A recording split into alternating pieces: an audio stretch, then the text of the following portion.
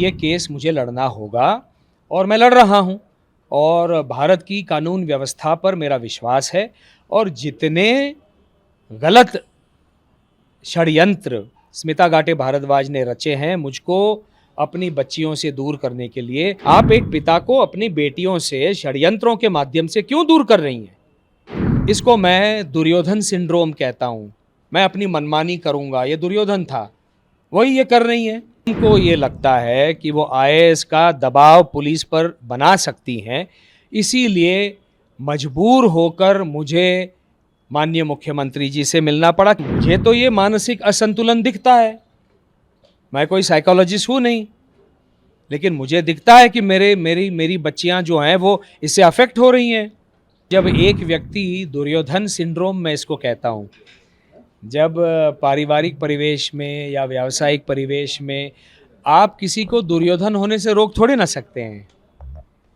तो जो आज के डेमोक्रेसी की गणराज्य व्यवस्था की एक सीमा है, उस सीमा में रहते हुए ही आपको उलझनों को सुलझाना पड़ता है। आज आप चक्र नहीं उठा सकते ना, वो मेरा संस्कार नहीं है। और इसीलिए उस सीमा में, उस दायरे में, कानून व्यवस्था के, पुलिस व्यवस्था के दायरे में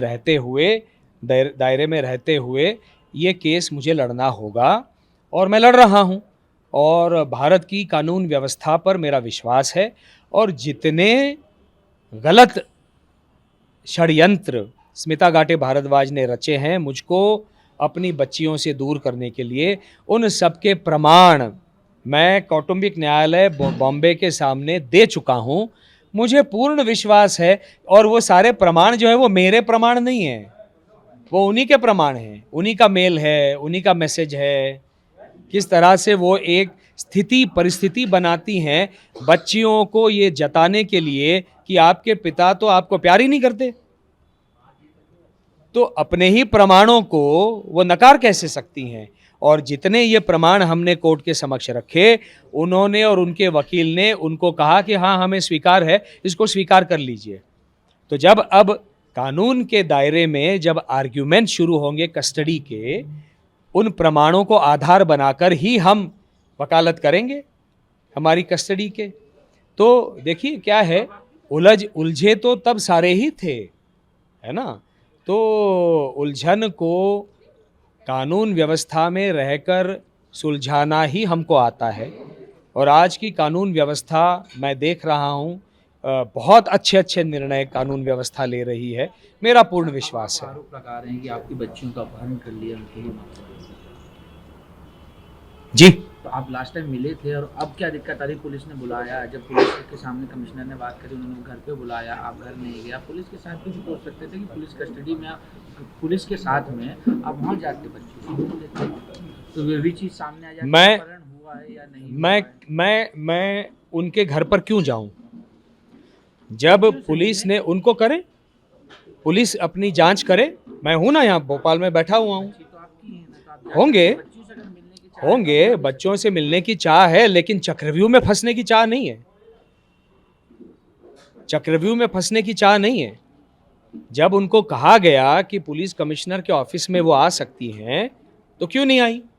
थाने में तो नहीं बुलाया था उनको, एक बहुत ही सम्मानजनक तरीके से उनको बुलाया गया था। और जो किस तरह से करना है ये पुलिस व्यवस्था मुझे बताए, मैं कर दूंगा। पुलिस यदि कहती है कि हम आपको एक अच्छा अवसर देते हैं, आप वहाँ पे जाके मिलिए, और मैं बच्चों को देखना चाहता हूँ कि वो स्वस्थ हैं, मैं बच्चियों से बात करना चाहता हूँ कि वो स्वस्थ हैं, और पुलिस व्यवस्था में भी ऐसी व्यवस्था बनी रहती है। सोशल सिक्योरिटी सेल होता है, जो महिलाओं की सुरक्षा का सेल होता है, जो बच्चों से बात करे कि आप कैसी हैं, आपका स्वास्थ्य कैसा है, क्या है। तो मेरा पुलिस व्यवस्था पर विश्वास है, तो वो उसके तहत जांच करके मुझे बताए क्या करना है, क्योंकि आज की तारीख में मेरी बेटियां कहाँ हैं मुझे नहीं मालूम। तो उसको लेकर आप कमिश्नर अपहरण की भी बात कर रहे हैं, अपहरण की क्या आप शिकायत भी करेंगे? और दूसरी बात ये है कि एक आईएएस हैं, आईएएस होने के नाते, और आपको लगता है अपने पद का दुरुपयोग कर रही है, और आपने उनको मानसिक जांच करवाने की भी बात करी, काउंसलिंग करने की? देखिए, कोई आईएएस है, आईपीएस है, कोई बड़ा अधिकारी है, कोई बहुत बड़ा इंडस्ट्रियलिस्ट है, कोई सुपरस्टार है, ये सारी चीज़ें व्यक्तिगत जीवन में मायने नहीं रखनी चाहिए। हम जब घर की दहली में अंदर प्रवेश करते हैं तो अपना जो भी अचीवमेंट है घर के बाहर छोड़ के आना चाहिए। हम तो करते हैं। हमारी घर के बाहर जो पहचान है, जो वो उसको छोड़ देते हैं। हम घर के अंदर पति हैं और हमारी बेटियों के पिता हैं, और एक पति और पिता के रूप में जो हमारे दायित्व और कर्तव्य हैं उनका वहन करना इतना ही हम जानते हैं जिनको हमने किया है। वहाँ सुपरस्टार और स्टार और टीवी स्टार और कोई आईएएस आईपीएस ये मायने नहीं रखता।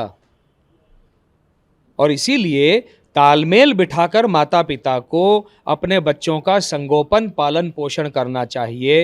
ये एक मैच्योर तरीका होता है। ठीक है, आपकी और मेरी नहीं बन रही है, मैंने बोला है आपको, मैंने तो दायर किया है ना डिवोर्स पिटीशन, तो मैच्योर तरीके से इसको डील कीजिए ना। आप एक पिता को अपनी बेटियों से षड्यंत्रों के माध्यम से क्यों दूर कर रही हैं? इन सब के जवाब हम उनसे वहां पे मांगेंगे। इनके जवाब मैं नहीं दे सकता, उनको देने होंगे। और इसीलिए सारी हदों को दूर करके, जैसा मैंने पहले भी कहा, कौन से स्कूल में डालना है, पिता को अंधेरे में रखा है। उस स्कूल से, भोपाल के स्कूल से बाहर निकाला, पिता को अंधेरे में रखा है मुझे। वहां से ऊटी के सीधे भोपाल से उठाकर ऊटी के बोर्डिंग स्कूल में क्यों? वो अंधेरे में रखा। आज बोर्डिंग स्कूल से बाहर निकाला, अंधेरे में रखा। आज मैं पूछ रहा हूं आपको मेल के माध्यम से, मेरी बेटियां कहां हैं? आप मेल का जवाब नहीं दे सकती।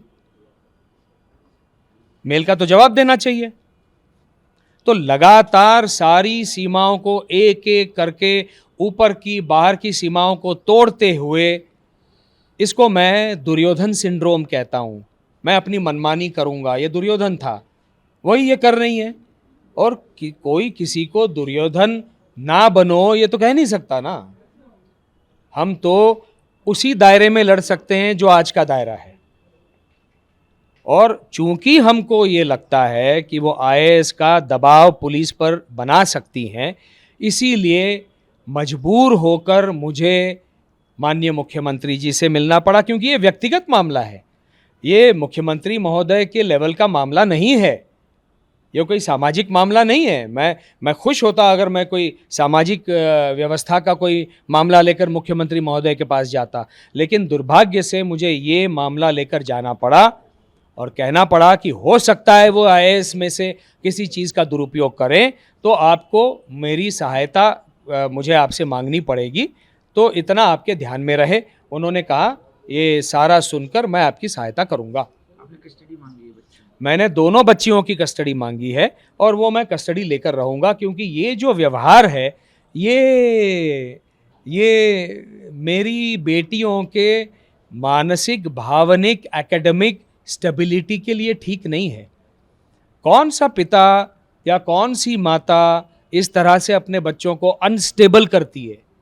भावनिक रूप से तो कर दिया, लेकिन एकेडमिकली भी 6 महीना भोपाल के स्कूल, 4.5 महीना ऊटी के स्कूल में, आज पता नहीं कौन से स्कूल में। ये कोई तरीका हुआ?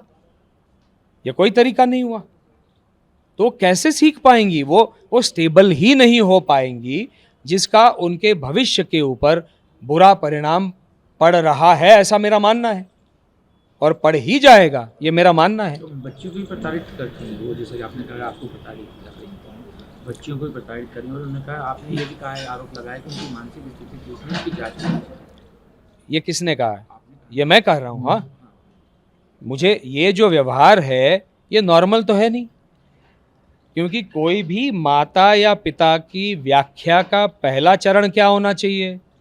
माता पिता वो होता है जो कुछ भी हो जाए अपने बच्चों को अफेक्ट नहीं होने दे, उनको कोई दुष्परिणाम हो, कोई उनको एक क्षति पहुंचे, ये ना पहुंचे, इसके लिए बियॉन्ड किसी लिमिट जाकर प्रयास करे, वो होता है माता पिता। इनका व्यवहार तो बिल्कुल विपरीत है, और इसीलिए मुझे लगता है कि इनका मानसिक संतुलन ठीक नहीं है। मैं गलत हो सकता हूं, तो इसीलिए एप्लीकेशन लगाना मेरा हक बनता है, वो मैंने लगाई है। तो अभी कोर्ट इसकी जांच करेगा, उसका प्रावधान है फैमिली कोर्ट एक्ट में, और जांच में जो पता चलेगा उसको मैं स्वीकार कर लूंगा। हो सकता है मैं गलत हूं, हो सकता है मानसिक संतुलन की बात नहीं हो, कुछ और बात हो, मुझे नहीं मालूम, लेकिन मुझे तो ये मानसिक असंतुलन दिखता है। मैं कोई साइकोलॉजिस्ट हूं नहीं, लेकिन मुझे दिखता है कि मेरी बच्चियां जो हैं वो इससे अफेक्ट हो रही हैं। अब कोर्ट के ऊपर निर्भर करता है और मेरा कोर्ट पर विश्वास है।